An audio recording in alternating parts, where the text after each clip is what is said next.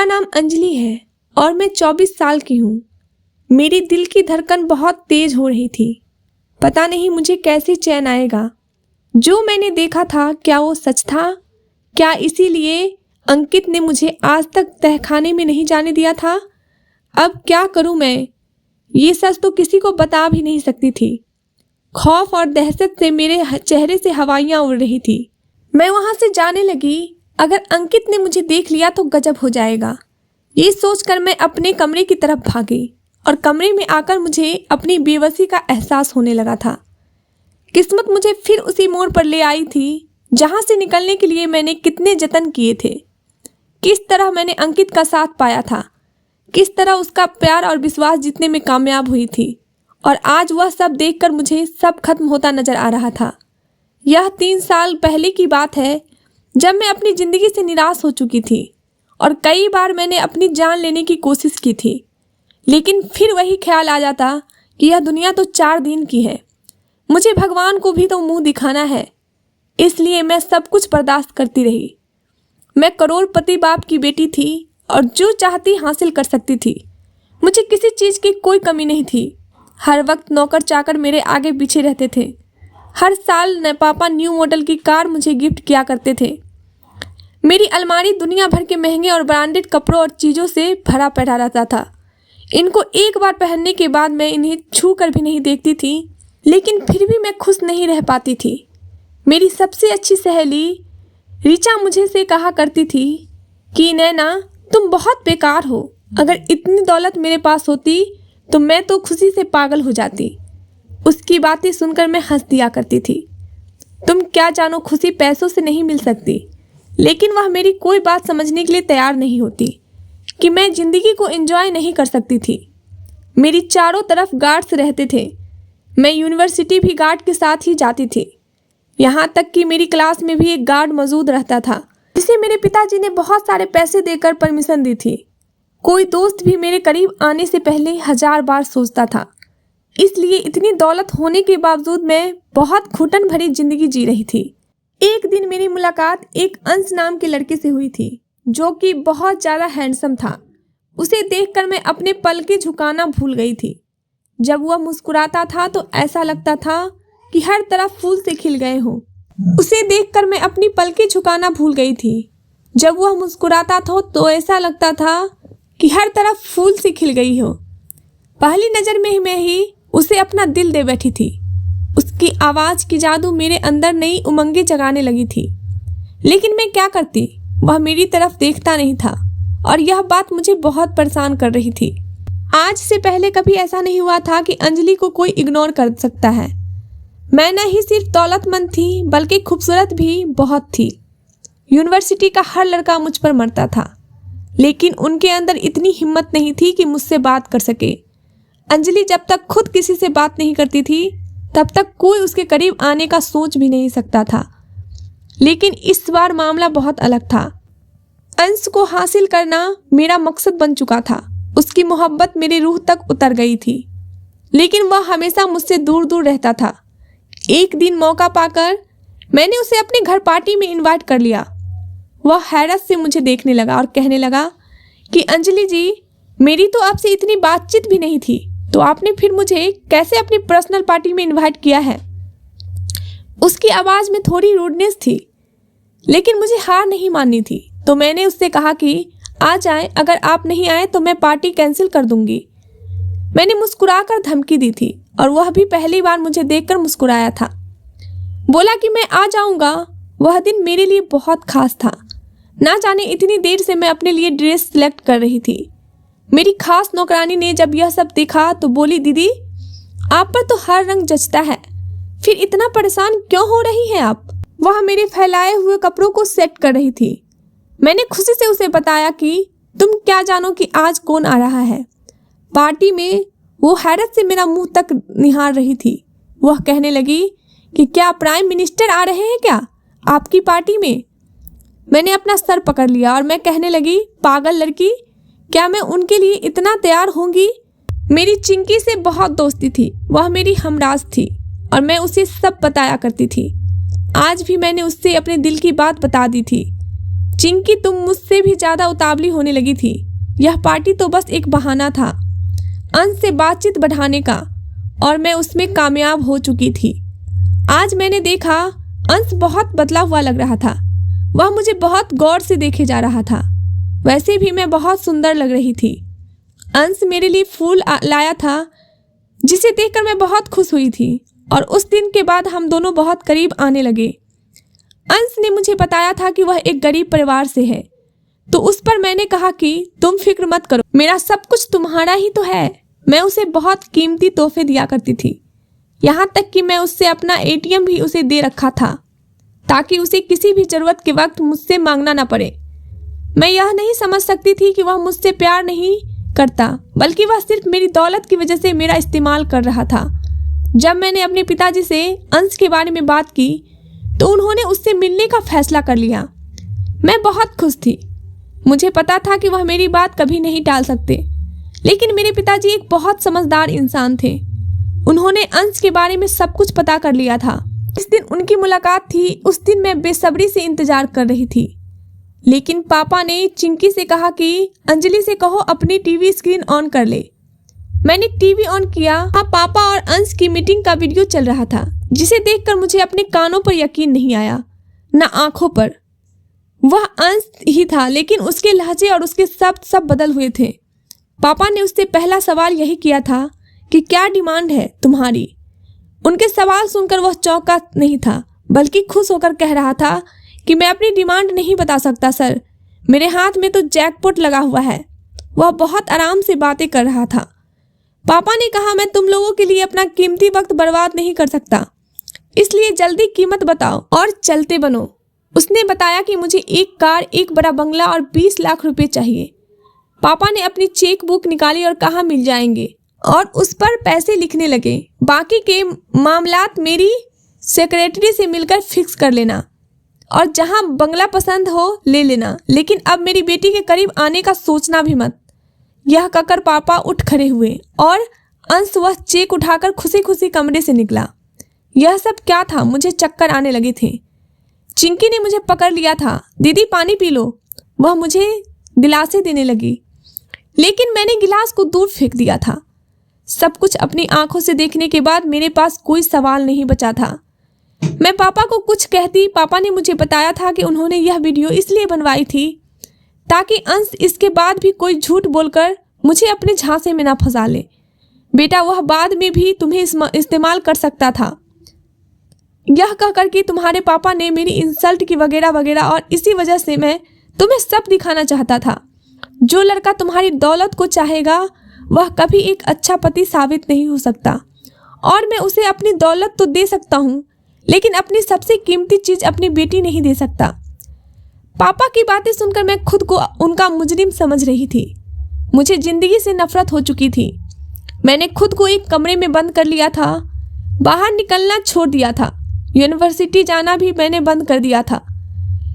पापा मेरे लिए बहुत परेशान रहते थे, मगर वह मुझे कुछ कहते नहीं थे। शायद वह मुझे वक्त देना चाहते थे संभलने के लिए, लेकिन मुझे संभलते संभलते भी 1 साल लग चुका था।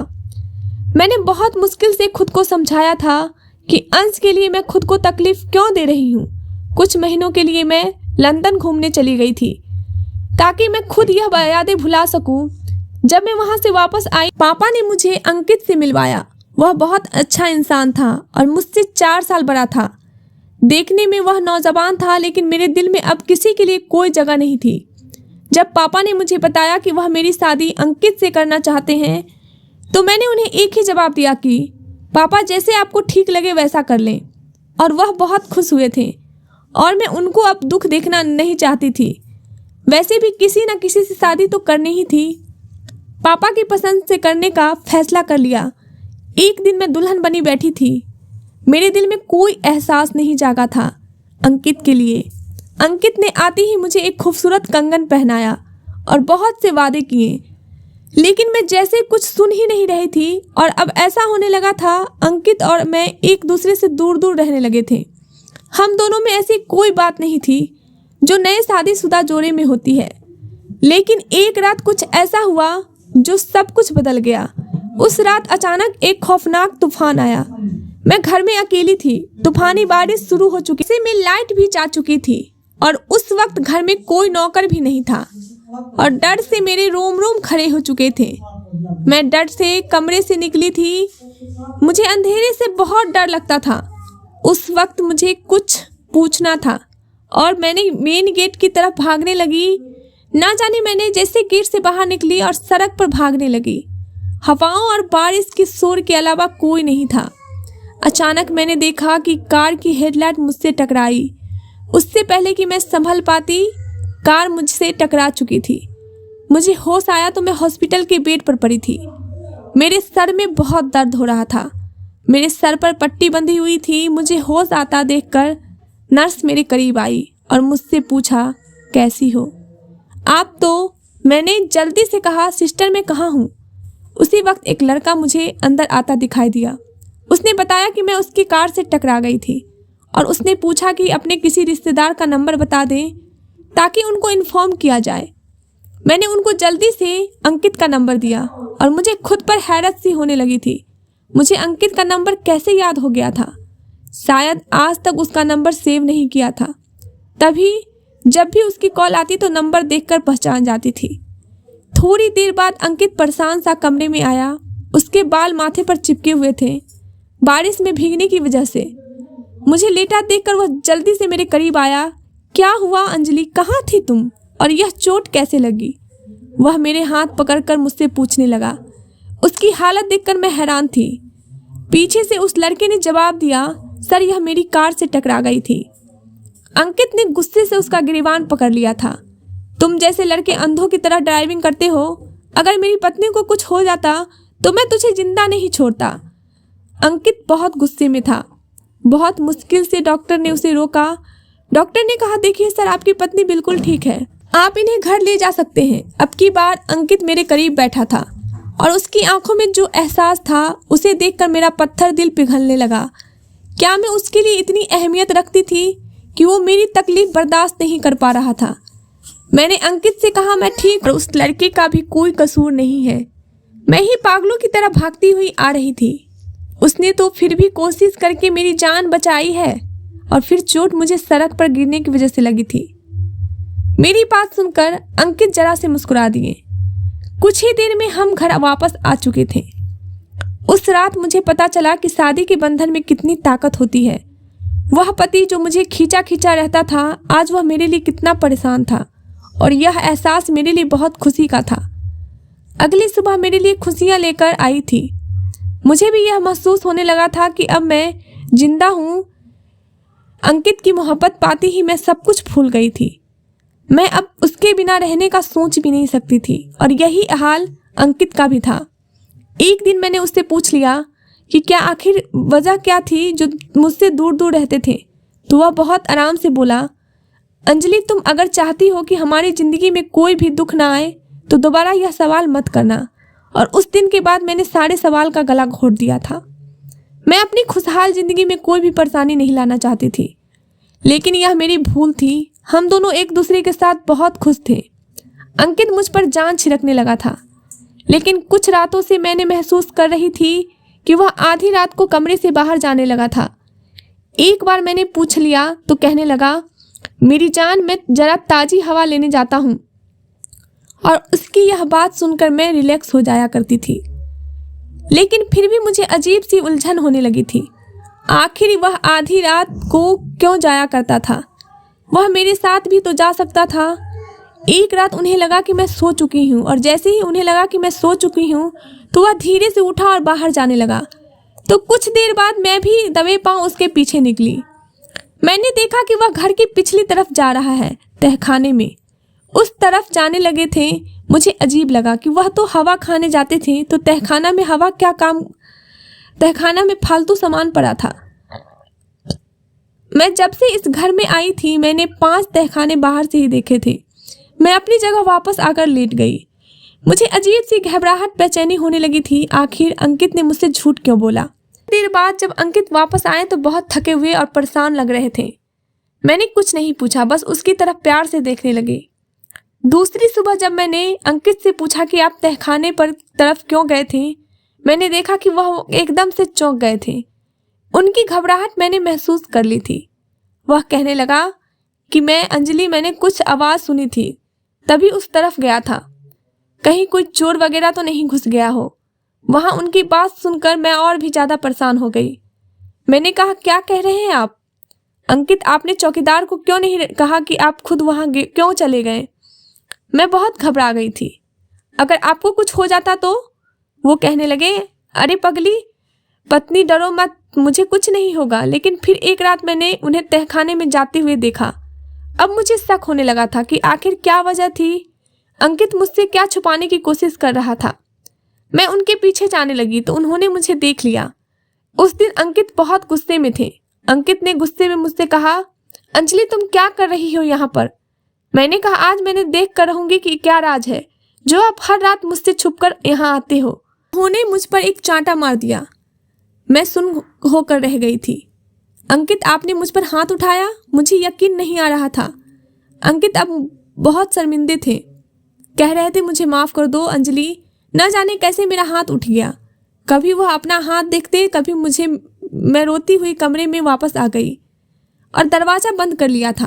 काफ़ी देर तक अंकित मुझे मनाने की कोशिश कर रहा था, मगर उस वक्त मैं कुछ सुनना नहीं चाहती थी। सुबह जब मैं उठी तो अंकित ऑफिस जा चुके थे।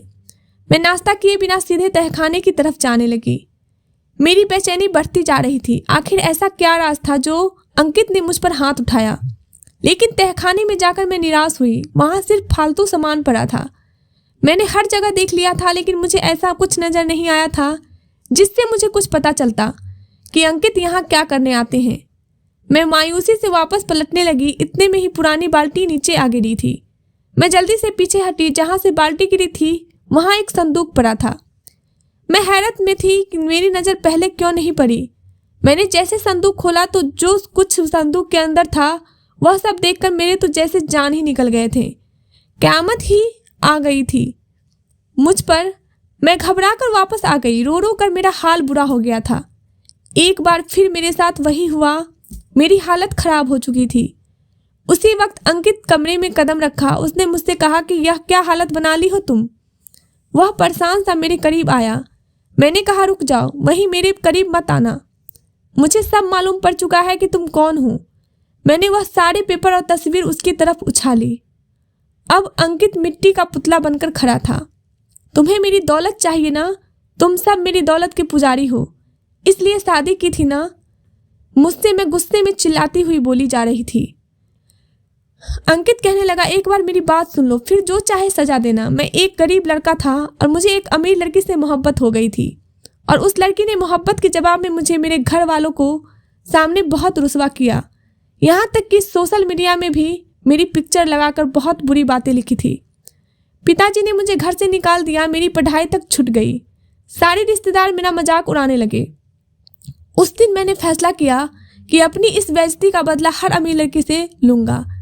फिर मैं अमीर लड़कियों को अपने प्यार के जाल में फंसाता, उनके सामने खुद को एक अमीर घर का लड़का साबित करता और उससे शादी कर लेता। उनकी दौलत हासिल करने के बाद मैं उनको तलाक देकर वहाँ से दूर चला जाता। अब तक मैंने 4 शादियाँ की थी। वह सब लड़कियाँ इसी लायक थी, बहुत ही घमंडी थी। फिर मेरा अगला शिकार तुम थी। मैंने अपनी बातों से अंकल को अपने शीशे में उतारा, क्योंकि तुम किसी से नहीं मिलती थी। हमारी शादी हो गई।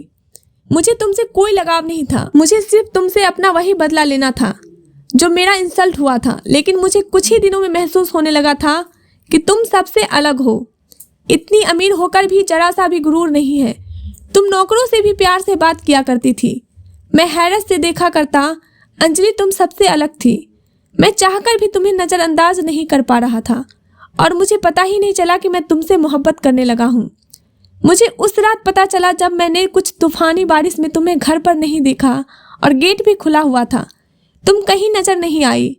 मुझे लगा कि मैंने तुम्हें खो दिया है। तुम्हें पागलों की तरह तलाश किया। बीच सड़क पर मैं रोता हुआ गिर गया। भगवान से कहने लगा कि एक बार मुझे अंजलि से मिलवा दो, मैं सबसे माफ़ी मांग लूँगा। फिर मुझे तुम्हारी खबर आ गई। मैं तुमसे बहुत मोहब्बत करता हूँ, तुम्हें खोने से बहुत डरता हूँ, इसलिए आज तुम पर हाथ उठाया कि कहीं तुम वह सब ना देख लो। अब वह रो रहा था। अंजलि तुम मुझे माफ़ कर दो, पहली और आखिरी बार, या अपने हाथों से मुझे मार डालो। मैं अभी सदमे में थी। मैंने उनके नाम, पते और तस्वीर जमा करना शुरू किए ताकि मैं सबसे माफ़ी मांग सकूं और उनको सब कुछ वापस कर सकूं जो मैंने उनसे लिया था। बस इसलिए मैं हर रात तहखाने में बैठकर अपनी लैपटॉप से उनसे बात करके उनका पैसा उनको वापस करता था। सारी डिटेल बनाकर उन्हें भेजा करता। यह सब मैंने तुम्हारे लिए किया है ताकि तुम्हारे अंकित में कोई बुराई ना रहे, मेरी सज़ा तुम्हें ना मिले। अंजलि, मैं मर जाऊंगा अगर तुम मुझसे दूर हुई तो। वो मेरे कदमों में गिर गया था। मैं उनसे बोली, अंकित, मुझे तुम पर एतवार आ गया है। तुम्हारी जगह मेरे कदमों में नहीं बल्कि मेरे दिल में है। मैं भी उनके साथ नीचे बैठ गई। वह मुझे देखे जा रहा था। काफ़ी देर तक मुझसे माफ़ी मांगता रहा और मैंने कहा कि मेरी एक शर्त है। वो हैरत से पूछने लगा।